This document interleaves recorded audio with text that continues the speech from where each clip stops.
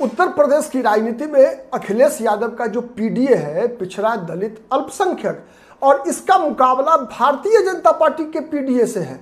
दरअसल अगर हम पूरा माने जितना मतों का जो बंटवारा है पिछले लोकसभा चुनाव में 2024 में, उसका अगर विश्लेषण करें तो आपको एक निष्कर्ष आसानी से निकलेगा कि पिछड़ा दलित इन दो में विभाजन लगभग बराबर है। उसमें कहीं ना कहीं भारतीय जनता पार्टी के पक्ष में ज्यादा पिछड़ों और दलितों का मत है, क्योंकि दलित का एक बड़ा हिस्सा जाता है मायावती के साथ।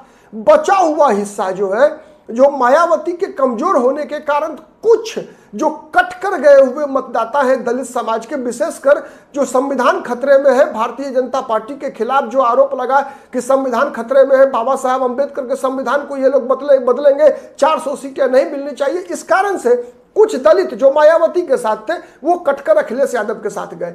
बीजेपी के साथ जो दलित है वो दलित था ही बीजेपी के साथ। पिछड़ा जो बीजेपी के साथ है, लगातार 2014 से आप देखेंगे तो जो पिछड़ा बीजेपी के साथ है वो इस बार भी रहा।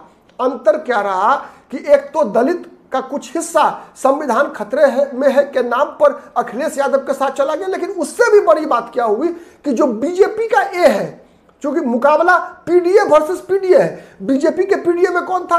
पिछड़ा दलित और अग्रणी जाति। समाजवादी पार्टी के पीडीए में कौन था? पिछड़ा दलित अल्पसंख्यक। तो पिछड़ा दलित अल्पसंख्यक जो समाजवादी पार्टी का है वो एकजुट था, चट्टानी एकता थी।